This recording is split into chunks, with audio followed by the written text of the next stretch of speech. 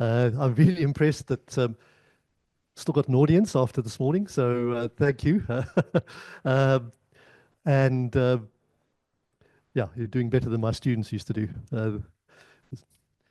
So, um, so these first two talks are meant to be a bit more general, a bit more technical later on. Uh, and I wasn't quite sure how to split this all up. And so I thought that no, we from questions that are often asked, um, that it would be useful to talk about radio astronomy sources. What do we look at as opposed to radio telescopes? I think most people are involved in radio telescopes, and so they kind of know in the organization. Um, but perhaps something that people don't know, especially the engineers, is okay, what are we looking at? Now, a caveat here. No, I should have given the caveat before the previous talk. I'm not an expert in anything at all. And so I really myself don't understand a lot of these things. I always like to say that no, if I'm in a group with a group of scientists, I say I'm an engineer. And when I'm with a group of engineers, I say I'm a scientist. So I can claim ignorance on both sides. And that is absolutely true, I'm afraid. So this is going to be a fairly high level look at radio sources. So the obvious place to start is with the electromagnetic spectrum. So as I said in the previous talk, Maxwell's accredited with the prediction of electromagnetic waves, the electromagnetics, which then leads to this concept of an electromagnetic spectrum. That radiation, electromagnetic radiation, is waves, and it's the same physics all the way across the whole spectrum. At the low end of the spectrum, you have radio, right down to VLF, very low frequency radio, all the way to the high end of the spectrum, which is gamma rays. And all the difference is a difference in wavelength or frequency of those waves. So as you go to higher frequencies, the wavelength gets very much smaller. And we generally experience in our everyday life these waves in different ways. The lower frequency radio waves are used for communications, cell phones, FM radio, that sort of thing. Go up higher into the microwaves. The most obvious thing there, again, is telecommunications, but your kitchen, your microwave oven. And then into the infrared, we see as basically heat. Then into visible light, which your eyes will look at. Then into the ultraviolet, which burns your skin. Then into the X-rays, which the doctor uses to penetrate your body. And then into the gamma rays, where you don't want to be, where you'll probably get in a nuclear reactor, where you get these very sort of high energy gamma rays, which will do you serious damage. So it's a bit of an artificial classification, because physics just says it's electromagnetic waves. The only difference is the frequency or wavelength. Now, this is assuming that we think of radiation as being waves. When the quantum mechanics, when quantum mechanics became a thing in the 1920s, then things got more complicated, because the quantum mechanics people said everything's particles. There's all photons. Electromagnetic radiation is actually particles, these things we're going to call photons. But you say, well, no, it's waves. And then they said, no, they're both the same. It's different. No, it's a different concept altogether, but in the end, you're going to see the same thing. And so you have this what's called the particle wave duality, that we think of radiation as being particles and waves. The important thing about the particle aspect of it is that those particles have an energy, and their energy is equal to a constant called h, which is a very small number, times by the frequency of the radiation. So that immediately tells you that low frequency waves have low energy photons, and high frequency waves are associated with high energy photons. So that's basically why in this picture on the left-hand side, it's pretty benign, and it gets pretty horrible towards the right-hand side. Those high energy photons don't do you any good at all. So from the X-rays upwards, or the gamma ray, the ultraviolet upwards, that's why you will get cancer or whatever, because those high energy photons are going to hit you. Of course, that doesn't mean to say you can put your hand in your microwave oven. The reason that your microwave oven does you harm is because there's just a really powerful microwave, lots of photons, coming out of there, and they're going to get you, badly. So that's what we're doing. Now, as humans, just directly as humans, before we had any technology whatsoever, there were only really two aspects of the spectrum that really interested us. One was heat. So our skin can detect heat, and our eyes see the visible. So looking at this in putting some numbers to it, and now a lot of diagrams will go from left to right, and some will go from right to left in terms of wavelength and frequency and everything else, so it can get confusing. But here, swap things around.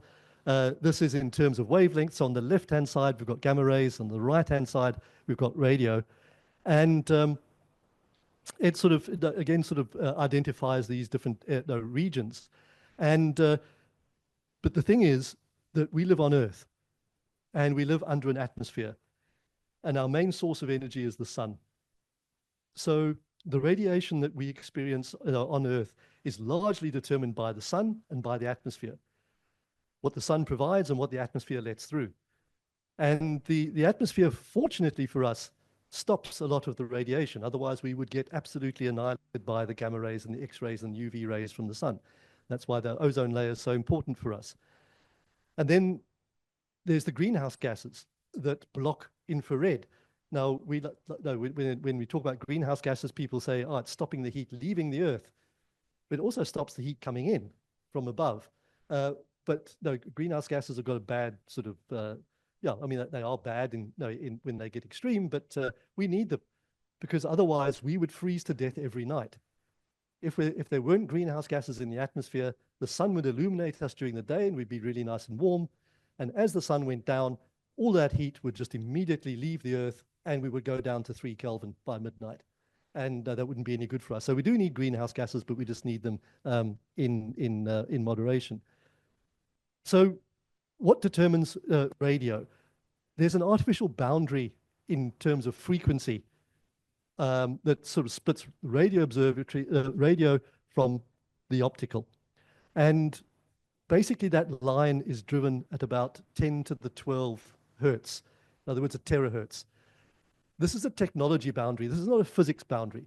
What it is it says up to what frequency can we operate as radio astronomers with radio telescopes, as opposed to optical. And I use the term optical now, it's a sort of generic thing, from infrared all the way up to, to the gamma rays.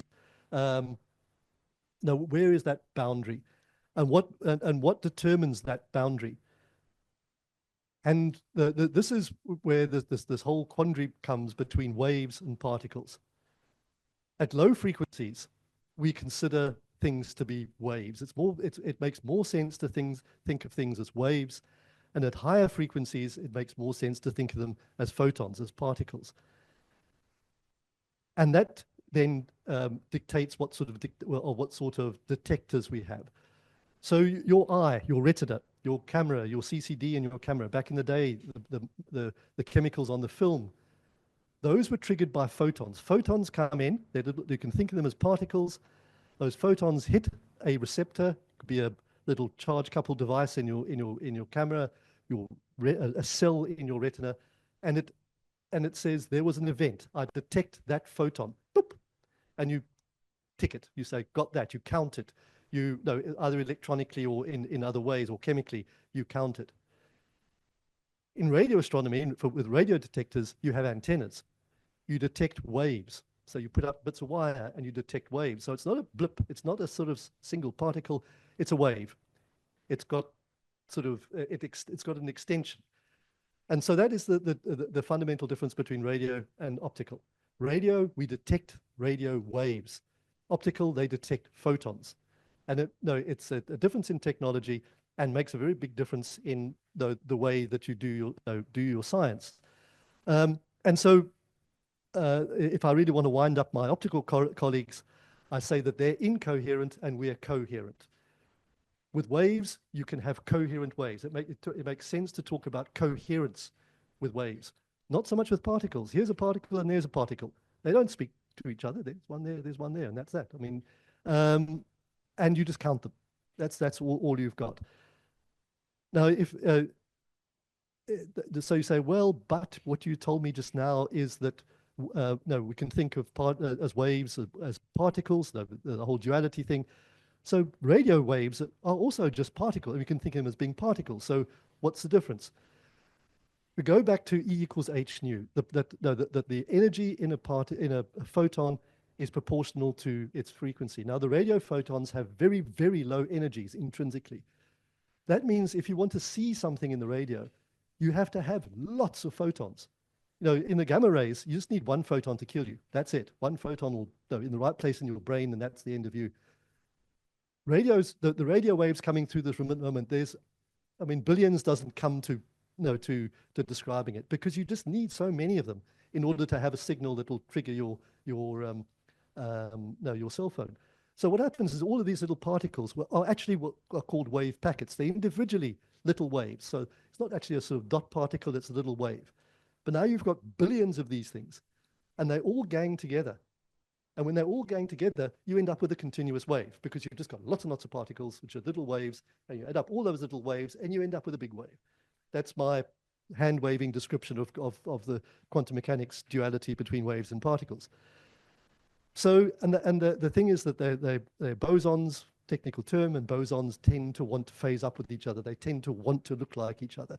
And so you end up with these continuous waves. Just again, looking at the atmosphere, there are these atmospheric windows that let radiation through. So there is the very narrow, really optical visible bit of the spectrum. And then there's the big radio bit. And even the ionosphere cuts off the very low radio waves. So that means that before you built satellites, the only astronomy that you could do was radio astronomy or optical astronomy. But if you didn't have radio, you couldn't do radio astronomy. So you did optical astronomy. It turns out, actually, you can do gamma ray astronomy from the Earth as well, but there you cheat. What you do is you use the Earth's atmosphere as your detector. So the Hess telescope in Namibia does this. The Hess telescope in Namibia is actually an optical telescope. It detects the flashes of light that come from the upper atmosphere when the high energy photons come in. So that's a bit of a cheat, but basically there's also those satellites up there. So in order to do astronomy in the other bands, you have to put up a satellite. But even from the Earth, in order to do radio astronomy, you have to have the technology to detect radio waves. And the humans just don't have radio detectors. So we look at the radio universe. It was, as we've seen, it was discovered serendipitously by people who were trying to solve other problems. So the optical astronomy dominated, optical astronomy, as I said earlier, is basically stars and galaxies. So you're not seeing, you're blinded either by technology or by the atmosphere from seeing a whole lot of the rest of the universe. So the radio universe we'll see is often quite violent. Stars generally are quite quiescent. I mean, you don't want to be on the surface of a star, but it's kind of just thinking away. Stars are powered by nuclear reactions. There's nuclear reactions in the core of the star which keeps it going. Turns out that a lot of radio sources are powered by gravity, and which is an interesting distinction. We see radio sources at huge distances. Not that you don't see optical sources at big distances, but there's dust in the universe. Dust gets in the way of light, doesn't get in the way of radio waves. So we can look back to the edge of the universe. Stars are hot. I mean, so when we talk about cool stars, they're still hot. And there's hot stars, but a lot of the rest of the universe, the stuff that we look at in the radio, is actually quite cold. Less than, say 100 Kelvin, all the way down to 3 Kelvin. Remember, the Kelvin is the absolute scale, so you've got to subtract 370 something degrees from centigrade to get to Kelvin. So, it goes around the other way, sorry. So there is this whole cold universe out there that doesn't emit optical light. So there's been this optical bias in astronomy up until radio astronomy. And using another technical term, this is all thermal physics. So if you look at the spectrum, the electromagnetic spectrum of the radiation from the sun, you see there's the sort of reddish curve and the yellow curve. The red curve is what we see from the Earth, because the Earth's atmosphere sort of modulates the thing. But if you go above the atmosphere, you see the yellow curve. And that yellow curve peaks at frequencies, this is cutting off the bottom of my screen. which is annoying. Anyway, we'll live with it. And that curve is the famous black body curve, and we'll come back to that a bit later. But you can see it peaks in the visible. So we live on Earth with a sun which has its peak radiation in the visible. And that's not an accident, because our eyes have learned to adapt to work there. That's why we're here with eyes. The sun has provided us with that light. And that's what the optical astronomers saw with other stars. Other stars would have the same spectrum with frequency. And if you could see the x-axis here, the radio on this plot, radio would be probably near the airport, and so you can see the prediction that optical astronomers would have is, oh, there we go. Thanks. Yes, radio is that away. And that's why we didn't expect to see radio waves coming from the sky, from the cosmic sky. Because according to astronomers until the turn of the previous century, astronomy was stars. Galaxies had stars in them, and so you expected everything to look like a star, and the strength of the radio signal would be undetectable. Even though there were billions of stars, if you added up all of those billions of stars, they could not produce enough emission for what we saw. Jansky and Rieber, when they made detections of radio waves from the cosmos, didn't see the sun. They couldn't see the sun. So our closest star, they couldn't see. But what they saw instead was the Milky Way. So, that's what caused the confusion. So again, you look at the sky at night and you look at it in the radio. A little bit confusingly, we see the Milky Way where the stars are, but we're clearly not seeing the stars because, using our sun as an example, we can't see our sun. Well, we can see our sun if you've got a proper radio telescope these days. But the sky is dominated by emission that's not coming from the stars. There must be something else out there. What is that something else? And if you look at this picture, you can see it sort of, it's not what you see at night with stars. In particular, there's Centaurus A, the funny thing sting in the middle of the picture there, and we'll get back to that back to that later. But you can, if you know the sky, Orion is in there, the large and small Magellanic Clouds are in there, and Scorpio is in there, which is important because I was born in November. And and then if you go look at again the famous meerkat picture, you go look at the galactic center, you see this complete sort of menagerie of objects which are clear stars. If you look in more and more detail at the emission, it may be associated with stars, but it's not coming from the stars itself. So what is going on? So the sun is a radio source. It took a little while before we got to the sensitivity that was required to be able to make a map of the sun. So there's a 5 gigahertz map of the sun. And you can see it's a circular disk, is what you would see for a brief second before you went blind if you looked at the sun. But what you see is there's bright spots in there. The blue is kind of the quiescent sun, and then there's little red spots on there. Now, if you looked at an optical image of the sun at the same time, you'd see that there were black spots on the sun. Those are sunspots. In the optical, sunspots are cold areas of the sun. There's localized areas of the sun's surface where there's cooling happening through magnetic fields and processes I certainly don't understand. But those magnetic fields and the other physics processes that are going on there accelerate electrons. And those accelerated electrons produce radio waves. So what you see is a sort of a negative image of the sun. At the optical, it goes cold. In the radio, you get bright spots. So we're starting to get an inkling that, you see different stuff when you look in the optical. You see in a different way, or we look in the radio. Just to throw it in here, Jupiter. What does Jupiter look like? And Oleg Smirnov and his group have been making some really pretty pictures of Jupiter with Meerkat. But the optical Jupiter is the disk with the pretty clouds and bands that we see through telescopes. You look in the radio, you see that it's got this disk around it, which is what Jack Leadhill predicted back in the day. And that emission is what's called cyclotron emission, and it's caused by electrons buzzing around in the magnetosphere of Jupiter, and interacts with Io, one of the planets, which actually almost plucks the magnetic fields like a harp string, and you get these really cool radio signals from Jupiter. You hear pew, pew, pew. It's very, very, I used to have a sound that went with this image. I've lost it, unfortunately. So you see, though, in optical, that's what Jupiter look, though you see a planet. You go look in the radio, you see that it's got ears. If you look in the Orion region, though, if you all know about the Orion Nebula, you go look at the stars in the Orion's belt, and people will say, oh, one of those things isn't a star, it's a nebula, and that's true.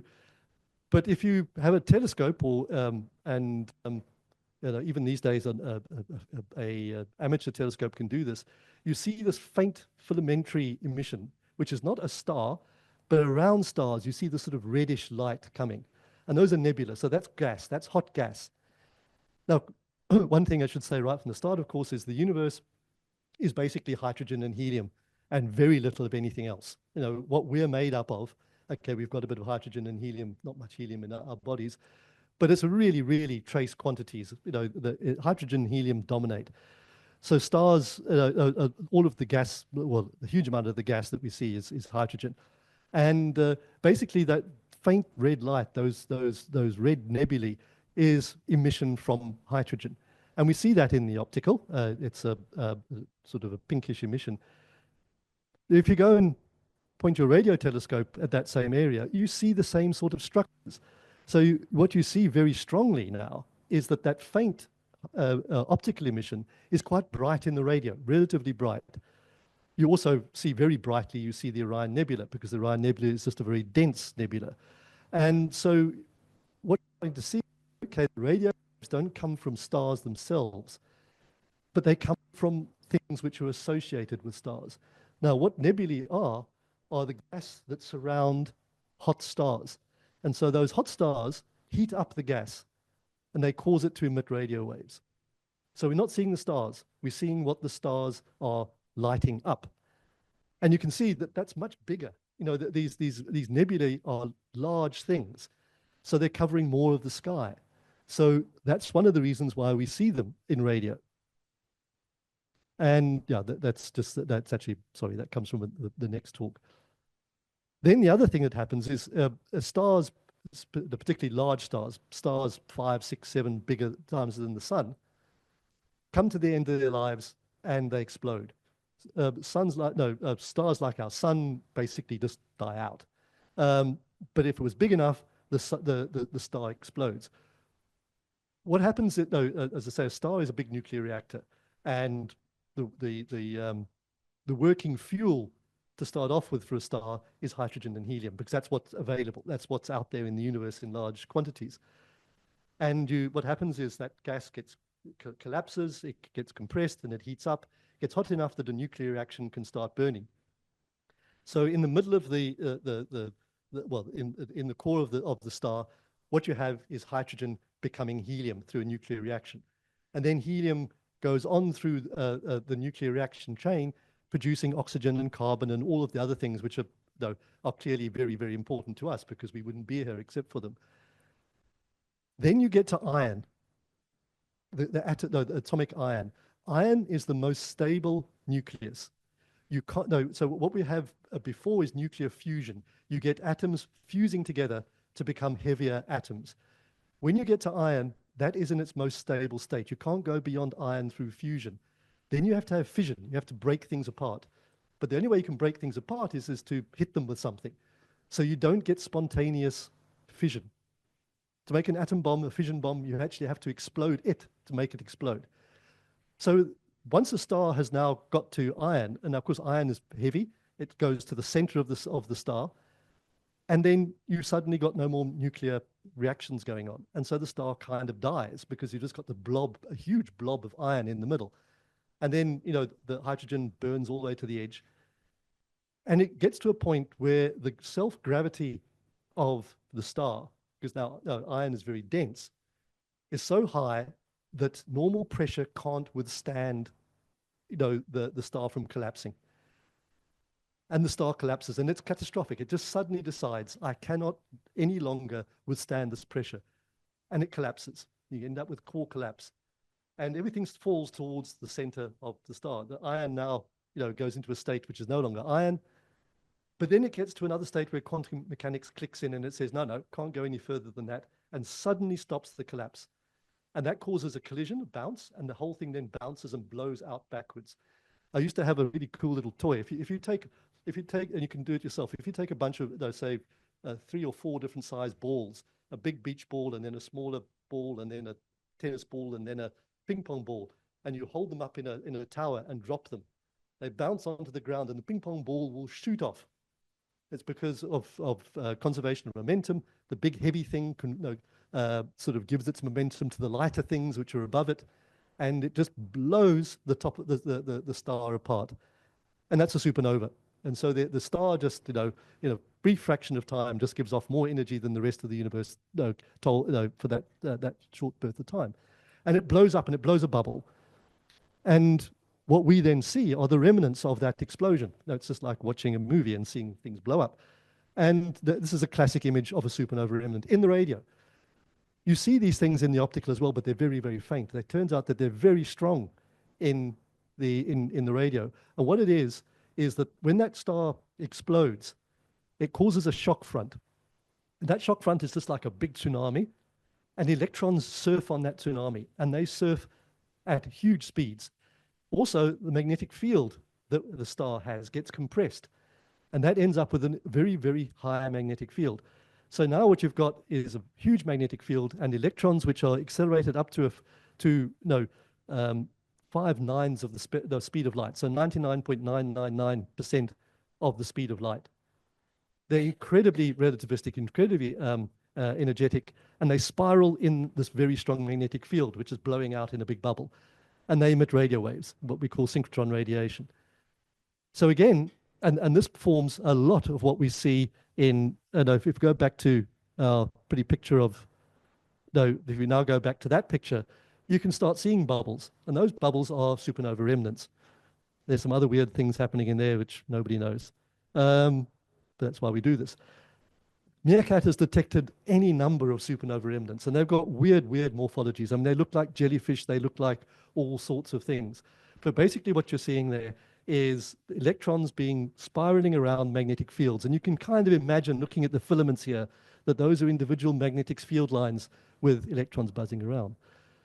So again, the radio waves don't come from a star. They come from what the star, well, the end of the big stars. What was left? Oh, there, I had the picture. I was preempting myself. So if you look at that picture, you see a lot of bubbles. And a lot of, so what Jansky and co were seeing was a lot of these supernova remnants, unresolved because the resolving power of their telescope, they couldn't see the individual sources, but they saw the net radiation coming from lots of these kind of supernova remnants, but also lots of nebulae as well.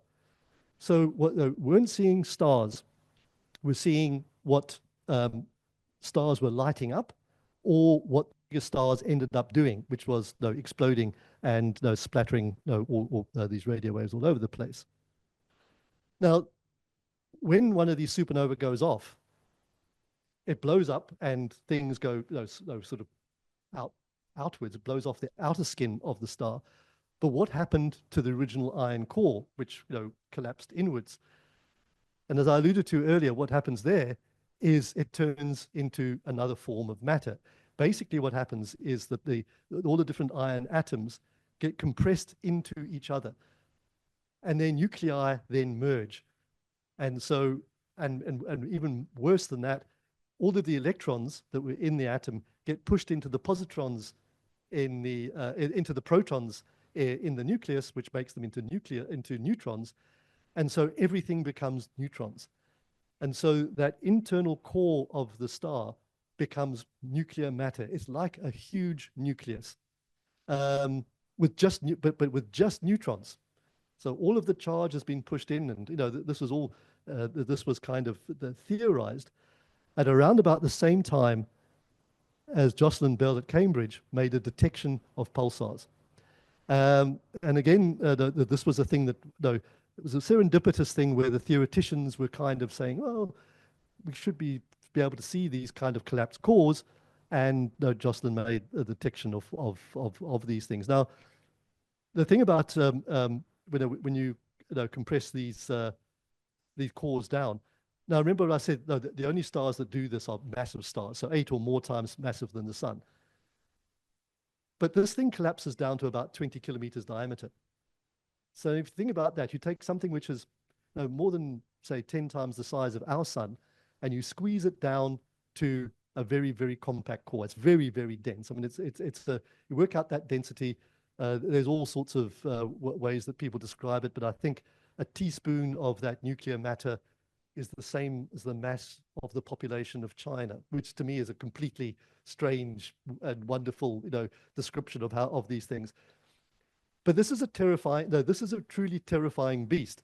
So Jocelyn was in the 1960s was using this dipole interferometer. So the early telescopes that they were building in Cambridge were dipoles, just like washing lines, just lots and lots of wires strung out. They were using them as interferometers. And what they were particularly looking for was scintillation. You know how stars twinkle at night? Well, radio signals also twinkle. And as you should all know, is why do stars twinkle and planets don't. Stars twinkle because they're very far, very distant, and they're very small on the sky, whereas the planets are bigger on the sky. And things that are tiny on the sky, when their light comes through the atmosphere, it can be diverted in all different ways. Whereas a planet, the light can come from different directions. And so even though it is diverted in different ways, on average, your eye sees something which is which is stable. So scintillation is an indication of something which is a very, very small. Now, this is one of the things that was fascinating the early radio astronomers, is that they were trying to find out how big are these radio sources that we're seeing, because the supernova remnants and everything else are quite big, but there were some very, very small radio sources as well. And the higher resolution measurements that were made, they couldn't resolve them. And so they were using basically the interplanetary medium as a scattering device, just like the atmosphere scatters starlight, the solar wind scatters radio sources, and they were using that as a measure of how small these sources were. And they were turning out to have to be very, very tiny. Now, this was another conundrum now. So where were these very, very tiny but very strong radio sources coming from? So back then, if you were a student, what your output was screeds of chart recorder paper, and your job was to go through the chart record to go looking at radio sources as they were scintillating, seeing their strength go up and down. What Jocelyn found was that there was a little blip in one direction of the sky that was very regular. So scintillation is random. So, sources go all over the place. But here was this thing that was going beep, beep, beep, well, at a fairly high rate. And she said, this is weird. And she told her supervisor about this, Hewish, and Hewish got the Nobel Prize for listening to his student. It's pretty good. But this was a fundamental sort of discovery. They locked down Cambridge. I mean, the Secret Service got involved because this was now, to some people, was an indication that there were little green men. Because even though there was the theoreticians who were working on this, most people didn't know about this, and so there was suddenly somebody out there generating an incredibly accurate clock signal. Because when they timed these things, they were as accurate a clock as any clock that we had on Earth at the time. And they literally locked down the Cambridge Observatory and said, none of this gets out to the rest of the world because this is going to scare people. But so fortunately, there were some theoreticians who had predicted this core collapse, and they said, oh, what you're going to end up with is a rapidly spinning core. Now, rapidly spinning, because it's the ballerina effect, that if you've got something which is big, rotating slowly, if it collapses, then it spins up. It's conservation of angular momentum. So that ballerina holds her arms out and starts to spin, but when she pulls her arms in, she spins faster. Now, this is just an extreme version of that, where you've got something which is bigger than the sun, and you collapse it down to being smaller than Cape Town. Then, its spin goes up to very, very high speeds. Also, it drags with it its magnetic field. And so when you do that, you end up boosting the magnetic field to very, very high magnetic field strengths. So what you have is this thing we call the neutron star in the middle, which is spinning. spinning is the right word. Turning to spinning, pretty fast. Less than a second, most of them. Some of them are longer. Meerkats just detected pulsars, which have minute-long rotation periods, which are, an extreme event, but most of them spin pretty quickly. Very strong magnetic field. And through physics, which I certainly don't understand, and I don't think many people do understand, what happens is that pulsar emits a beam of radio emission out its two magnetic poles. Now, just like the Earth, the pulsars, the sun, well, a star's magnetic axis doesn't line up with its rotation axis. You know that if you use a compass, you know that magnetic north is different from true north. So the thing's spinning like this, but its magnetic axis is offset from its rotation axis. So its magnetic axis makes a cone in the sky, both in two directions. And it blasts out radio beams out the magnetic axis. So what's happening is what you've got is basically a lighthouse. So you've got a rotating, sweeping radio beam. And if you happen to be located in the direction of that beam, what you see is a blip as that light flashes past your radio telescope. Some of these things do actually emit at high enough energies to actually emit light waves as well. The Crab Nebula you can see in the optical. So that, that describes what we see with pulsars precisely. It's a lighthouse effect. The source isn't flashing. The source is continuous, but it's rotating in the sky, and so we're therefore seeing these flashes. It's very, very precise because you've got this very dense thing that's spinning, and nobody's going to tell it what to do. It's just going to spin at the frequency, at the spin rotation frequency that it wants to spin at, and so it is an incredibly, accurate clock. They are the most spherical things in the universe. The gravitational field on the surface of that thing is so high that mountains are microns high. Now, when I say that they're accurate clocks to a point, because every now and then they have a bit of a star quake. So there's this dense nuclear material in the middle is, it's not completely regular. There's little cracks and crevices in it, and every now and then it decides to reorganize itself, just like the Earth does with an earthquake. And it moves by microns. But those micron changes in its size are enough to change its moment of inertia. If you change the moment of inertia, then through conservation of momentum, the speed must change. So suddenly the pulsar will change speed. And that means that the clock is no longer accurate. You get a glitch. The clock has a glitch. So it's like the Matrix. You have a glitch. And Claire Flanagan, whose picture I showed you in my class photo from years ago, she watched the Vela pulsar for many, many years, was world expert on the Vela pulsar, and that was the basis of her Nature paper, was these glitches in Vela. And interesting, what happens is it glitches, but then the star reconfigures itself and it recovers back to where it was before. And no, she made some fundamental discoveries there. And Sarah Buchner had carried on that work as well. And Sarah is again one of South Africa's first pulsar astronomers. So these pulsars are really, really cool things. They're scary. I mean, if you got near one of these things, it wouldn't be good for you. And they can tell us an awful lot about a lot of physics. So one of the things now, what you've got is you've got what people involved in relativity and special or general relativity in particular really want. Now, this is why we call this astrophysics. No, it's astronomy and astrophysics. In astrophysics, we do a couple of things. One of the things is we look at objects and try to understand the physics of those objects. So, supernova remnants. Now, how do they emit their radio waves? Why do nebula emit radio waves? All interesting things. But you can turn that on its head and you can say, I'm going to use the universe as my laboratory.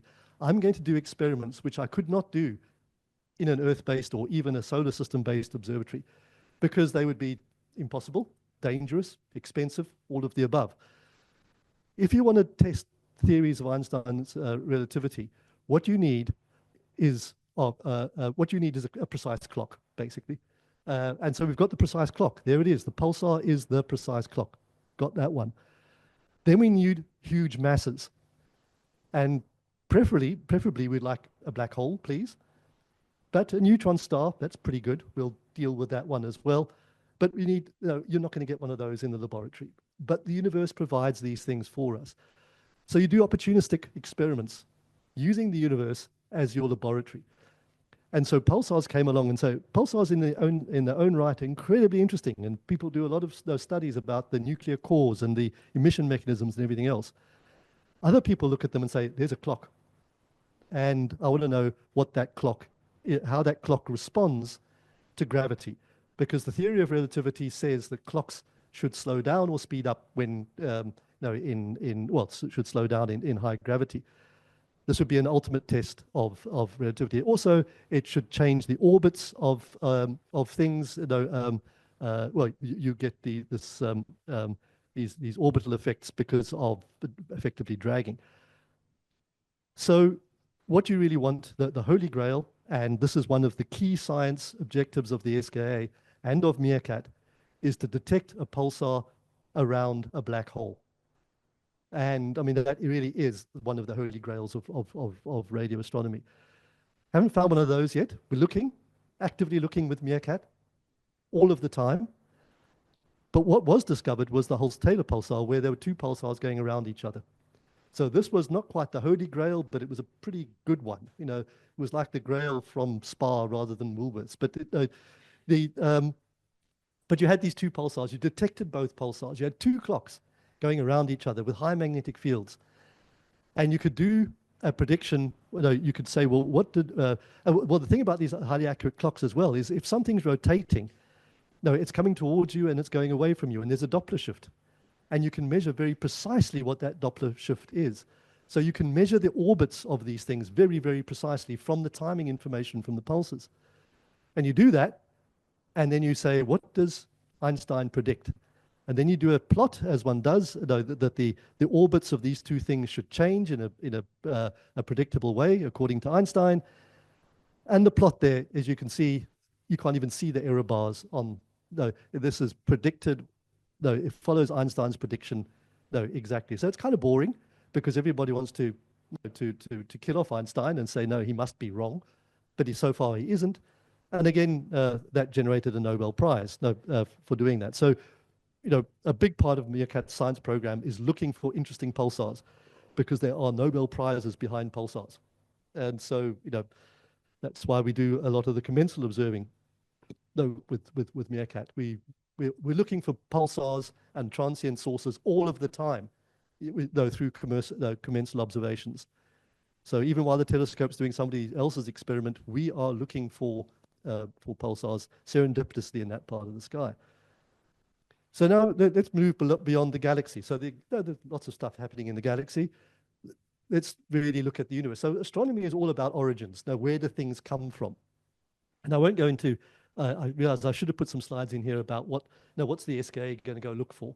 Well, what the SKA is going to look for is pulsars and hydrogen gas. That was what the original SKA concept was all about. When Peter Wilkinson and others back in the 1990s said we need to build a big radio telescope, it was to look for hydrogen because radio astronomy is unique for looking for hydrogen and for pulsars. It's unique for doing those things. And it's the best way that we can really learn about the universe.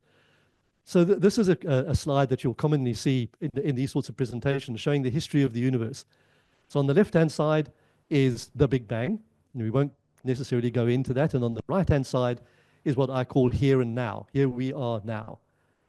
And when you sit on the Earth and you look out into space, you look out to further and further distances. But we know, again, from Einstein that the speed of light is finite and constant. And that means that as we look further and further away, we see things as they were longer and longer away. I'm looking at you all here. I'm seeing you a few nanoseconds after you do anything. Not that I can notice that. But get to the moon, it's about a second. To get to the sun, it's about 8 minutes. We see the sun 8 minutes ago. So if the sun decides to blow up, we won't know about it for 8 minutes. Happy 8 minutes, and then the end. But you just take that to the extremes, and you start seeing things as they were further and further away, back in time. It's similar to an archaeological dig. You dig down into the ground, and you see things as they were before. You don't find yourself down there. You find your ancestors down there. So, or your cousins, or things which are kind of, I would say, related to you in that way. So when you look further and further away, you're looking back in time, but you're not looking back in your time. You're looking back in somebody else's time. But then you make the you use the cosmological principle, which says Occam's razor says to us that there's no reason to believe that the universe is different in any no in across the universe at the same time. Everything should be pretty much similar. There could be some deviations, whatever, but physics, there's nothing intrinsic in physics that says that stars, far away should be any different from stars here.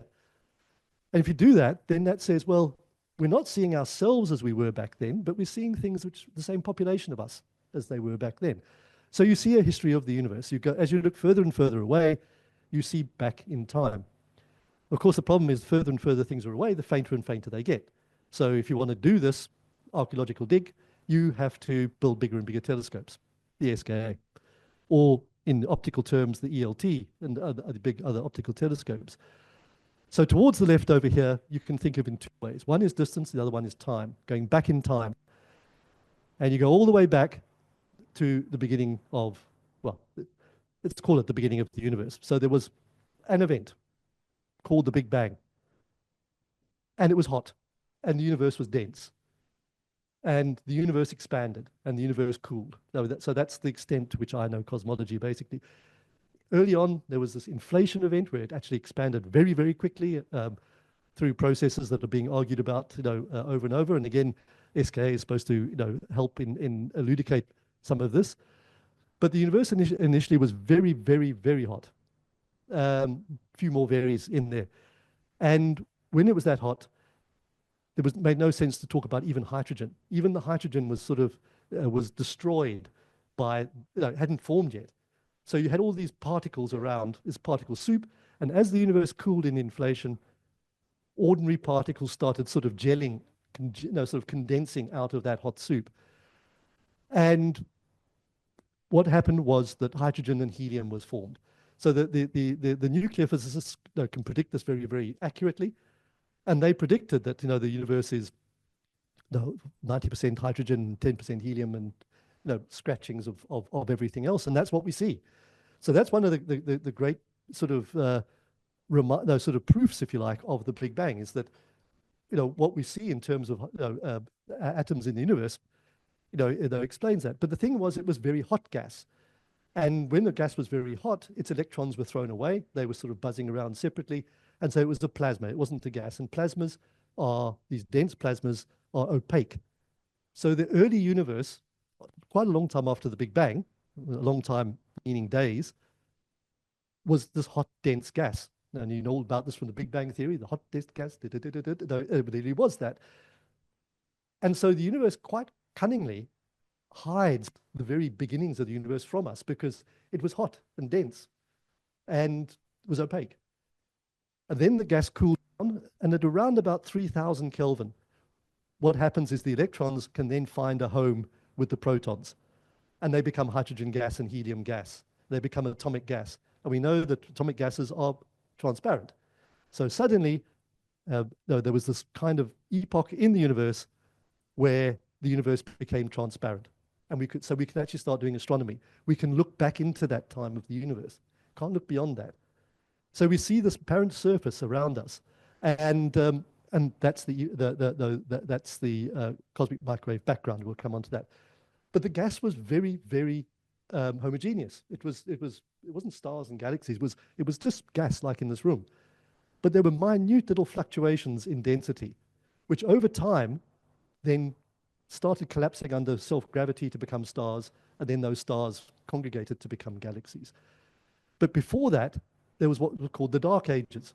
So as the gas was cooling down from 3,000 Kelvin to lower temperatures, these protostars were starting to form, and then suddenly at this era called the Epoch of Reionization, EOR, the first stars and galaxies turned on. And then they emitted ultraviolet light, which then reionized the gas going around, the EOR. And that is one of the one of the things that the SK Low is looking for. We'll come back to that just now. And then, the rest is history. So you've got the first stars and galaxies, and they were mostly hydrogen. The stars started in helium. The stars started to chow the hydrogen and helium, very small fractions of it, converting those into carbon and everything else. When you get a supernova explosion, not only does the star explode, but you get a big energy input. Then you can get nuclear fission. So when a star explodes, then you get atoms banging into each other, and then you get atoms heavier than iron. And you go all the way up through uranium and everything else. And that's really good for us because that's what, we're on Earth here. We need those atoms. And they said that the atoms on Earth must have been through 3 cycles or 4 cycles of supernova. So the gas from the first supernova then went into making up another star, which exploded, which went up into making another star, which exploded, in order to get the concentrations of heavy atoms that we have here. Anyway, but so because the gas constituents were evolving with time, it meant the stars evolved with time. So we talk about evolution of galaxies. So the early galaxies don't look like the later galaxies. So our Milky Way galaxy is a very late galaxy. The earlier galaxies look quite different because they were made up from gases which were purely hydrogen and helium. And so that's what we do. Meerkat does a lot of this work, looks back at galaxies over time by looking further back in distance, and then says, this is how galaxies have evolved over time. So lots of information in that picture.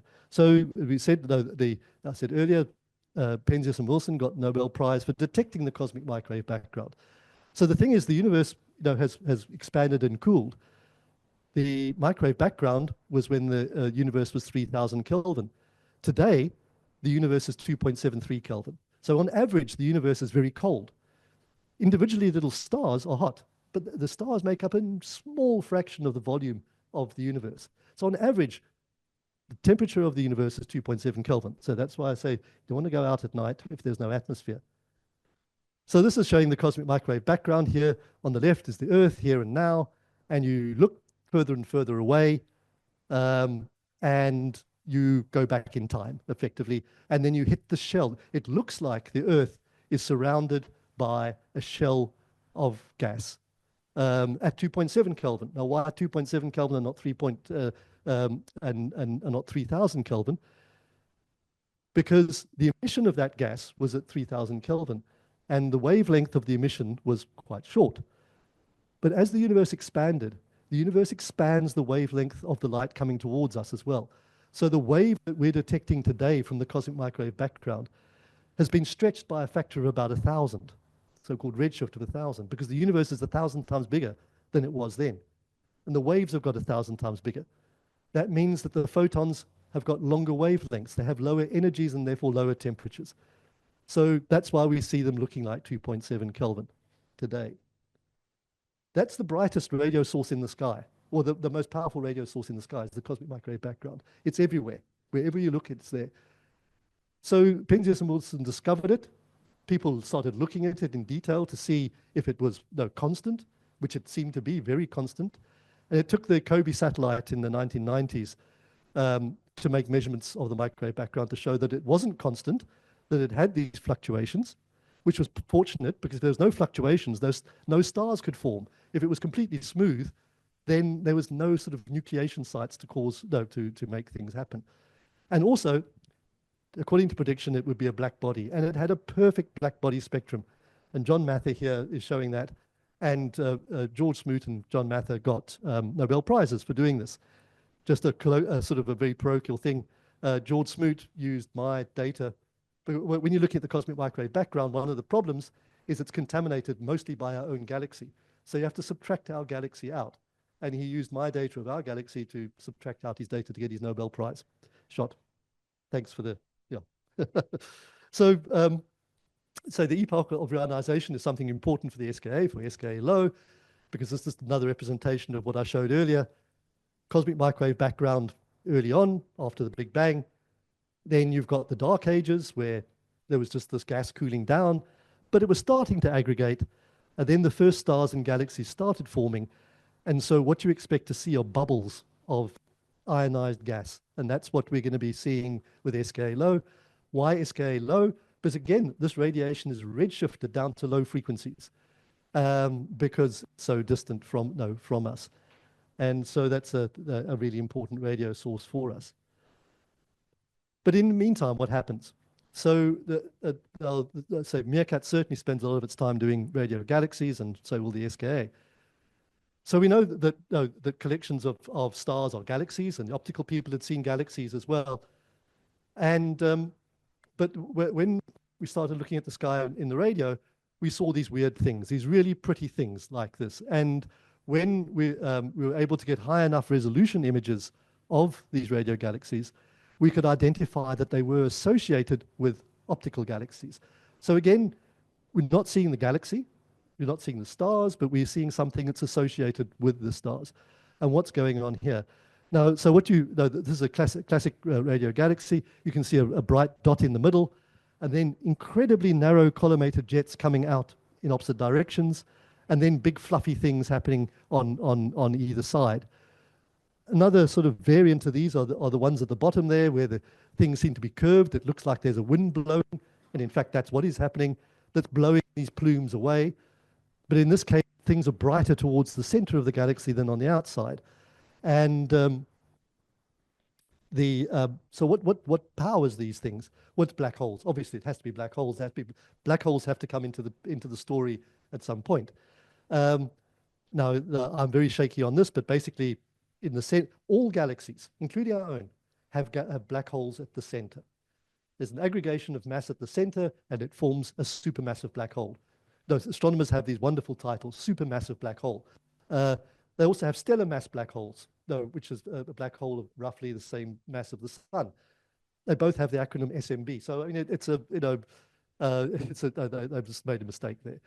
But anyway, these supermassive black holes in the center of the galaxies, and sometimes they're quiescent. Now, luckily for us, the black hole in the center of our galaxy is currently quiescent. It's doing a few little things which are causing some of the excitement that we see in those images that Meerkat's made of the center of the galaxy. But if the galactic nucleus is active, the so-called active galactic nuclei, AGN, what's happening is that there's gas falling onto the black hole, or falling towards the black hole.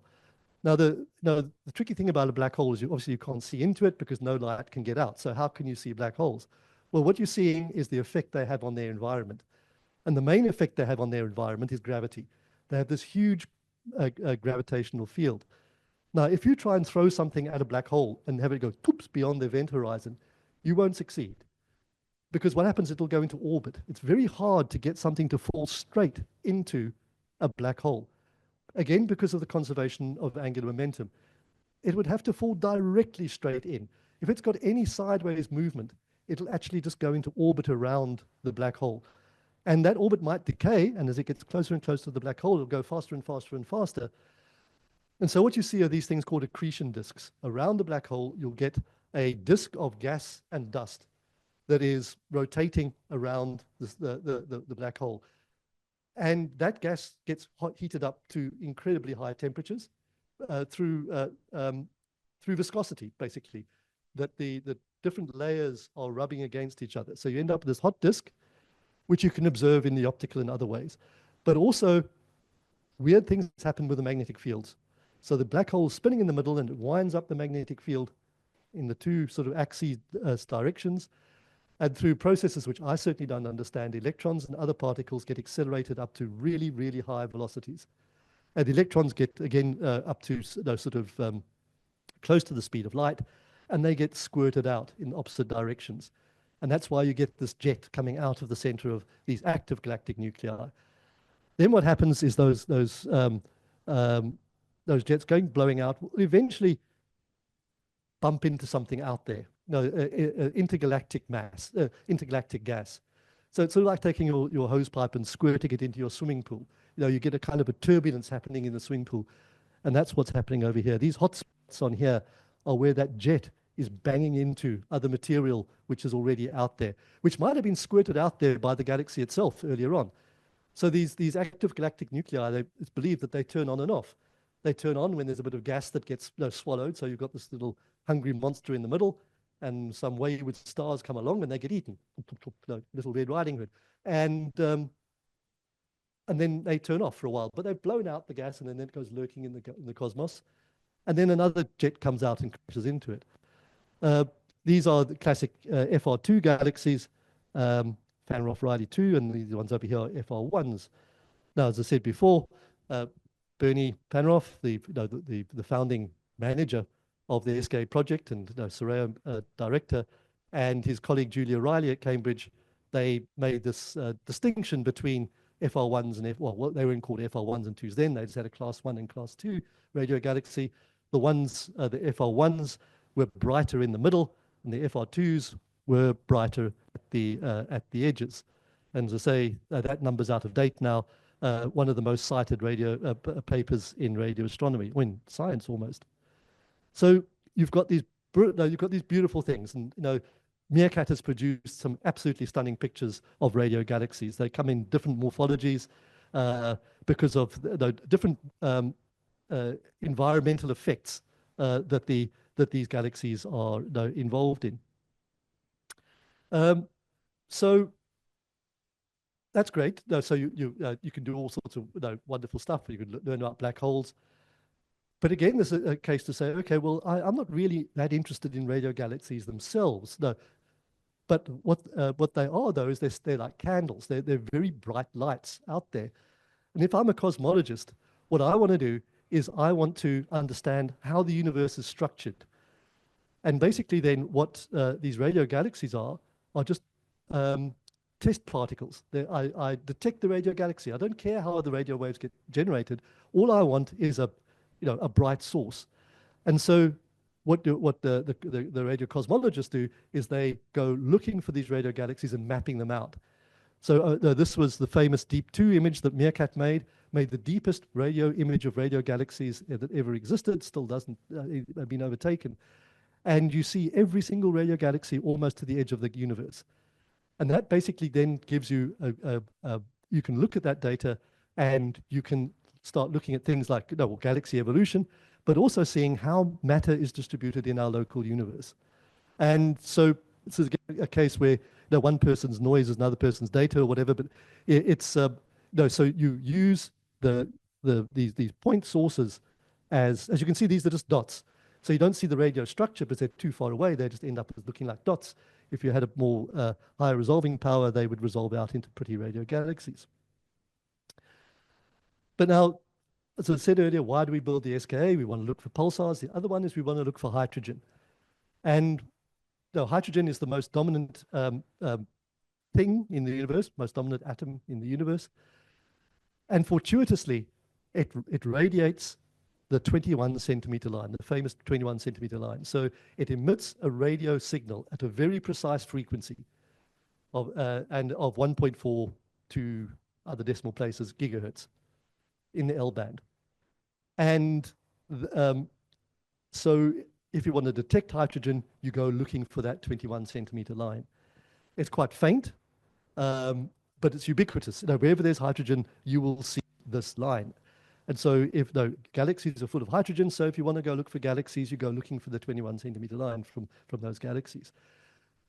So this is what was actually the real reason for the SKA, is people made a prediction and said, if we wanted to see our own galaxy at a redshift of 1 or 2, how big a telescope would we need?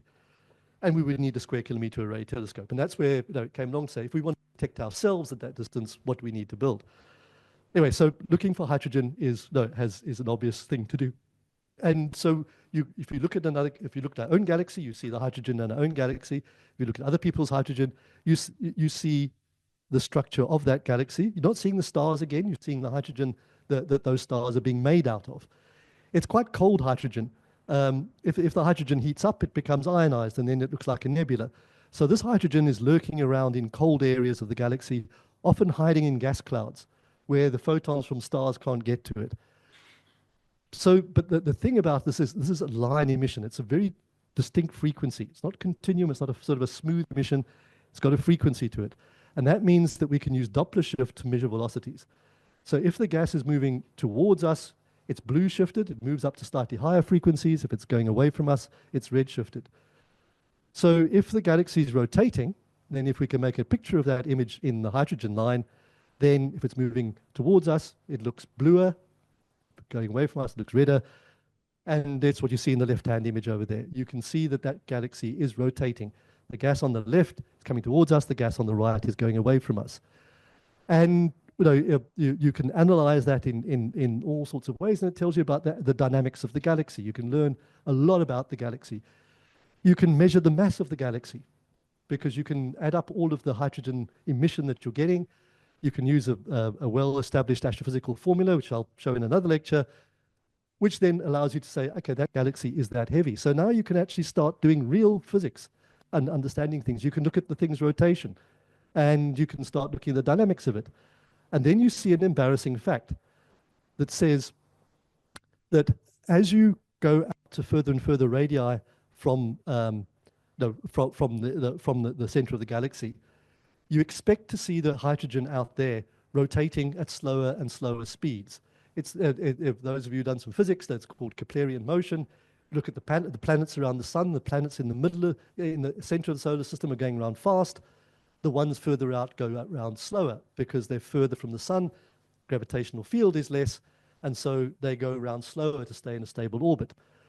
So the thing about radio astronomy as well, as I said, you don't see the stars, you see the gas, and the gas in the galaxy extends well beyond the galaxy, the optical galaxy. So you might see an optical galaxy here, but you can see the hydrogen way, way beyond where the galaxy itself is.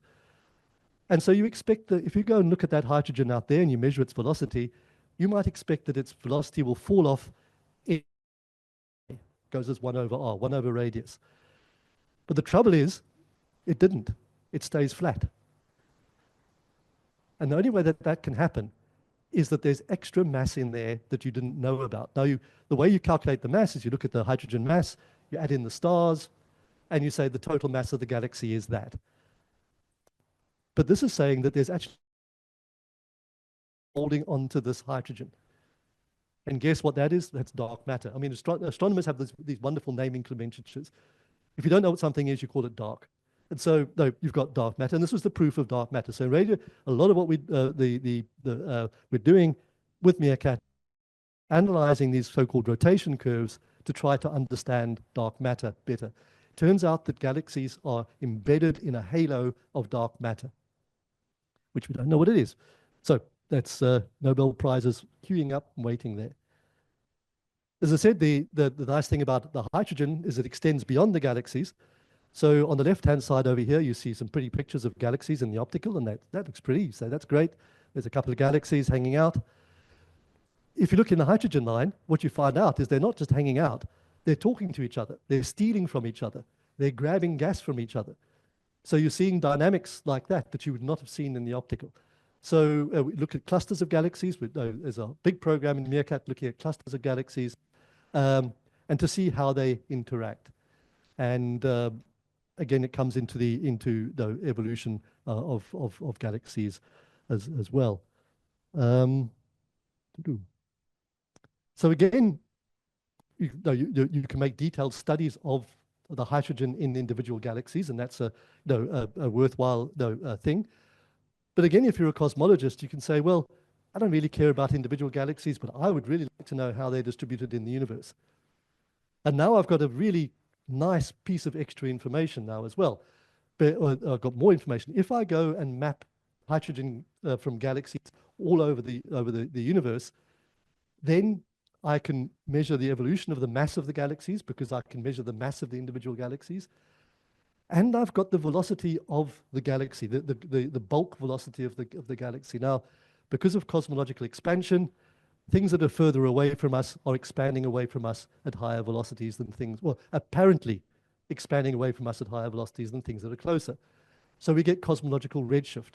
So as you go to things which are further and further away, that hydrogen line goes from 1420 megahertz, and it makes its way all the way down to lower frequencies. Hence SKA high and low, or mid and low. We want to look at the hydrogen signal all the way from the rest frequency of 1420 megahertz, all the way down to redshifts of 10 or more, and as you go to a higher redshift, that means further distance, that means further back in time. So the frequency that we receive that light at, that radio signal at, tells us how old that galaxy is. So that gives us a measure of the evolution, but it also tells us a 3D map of the universe. So you see the position in the sky, but now you take its velocity and you convert that into a distance. And so you can do 3D maps of the universe from that data.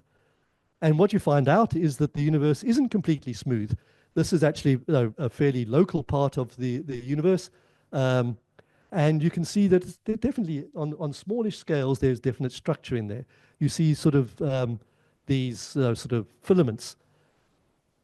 Now, if you play that all the way back to the cosmic microwave background, it has the same filaments. And so this is the story, that the cosmic microwave background, the fluctuations in the cosmic in the gas back then caused fluctuations in the cosmic microwave background. You plug that into numerical simulations, hydrodynamic simulations, and you play it forwards, and you can predict what the distribution of a galaxy should look like today, and it looks like that. And so this is this observational cosmology is a big field that Meerkat's been playing into. SKA certainly will play into as well. Of course, the SKA's got the advantage that it goes as this continuous frequency coverage all the way from 1420 megahertz down to 50 megahertz. And so you see the entire redshift range of neutral hydrogen. So yeah, again, sort of using galaxies as particles. Of course, the most exciting radio source is the one that we all want, which is a radio source that's coming from an extraterrestrial source, intelligence source. And, and of course, you'll know that Meerkat is very involved in this. Again, another commensal program, the Breakthrough Listen program.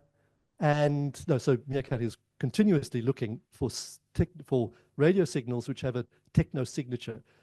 So technosignature means that there's a signal which has a characteristic which we do not believe can be natural. So pulsars were kind of a candidate because you had this regular signal, but we could explain that away. But if you have a very narrow band signal, there's nothing in nature that generally produces those.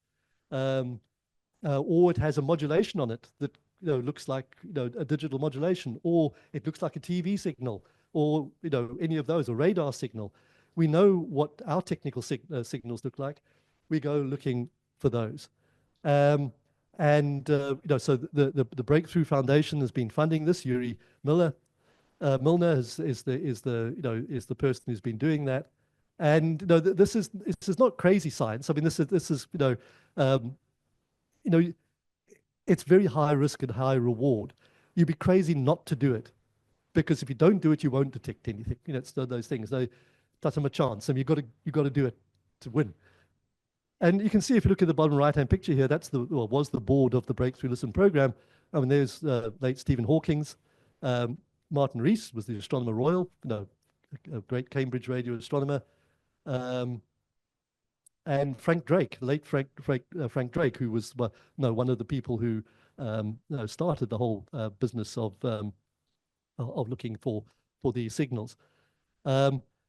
I should have pointed out earlier, in the history lecture, I showed the SK steering committee sitting in Kirsten Bosch Gardens in a committee meeting.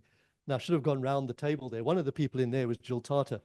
Jill Tarter ran the SETI Institute for many, many years. If you ever watch the film Contact, basically the Jodie Foster character is Jill Tarter. It's a real person. And she had a big thing to say. Yes. To interrupt you at such a juicy part of the story. We've got 2 minutes until the next session starts. Okay. Sorry. So we've gone way over the break. You can continue, and maybe we can then... The next sessions are probably shorter, but this is my last slide. All right, let me let you finish. Sorry. So this, I said I'd mention RFI, so this is the unwanted cousin.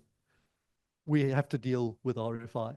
And really, all I want to show here is the magnitude of the problem. This is the L band. And I've pointed out there the galactic H1 signal. So this is the hydrogen signal from our own galaxy, which is the brightest H1 signal in the sky by a long way, because it's right here. And you look at the rest of those signals, which are all man-made. And satellites, communication satellites on the right, GPS satellites, aircraft, and cell phones. And so we have to do astronomy in the middle of all that mess. So that is the unwanted cousin who's come to the party. And I say, ironically, came, is the inverse of how radio astronomy started. So, yeah, sorry for going over there. But anyway, hopefully some questions during what break there might be.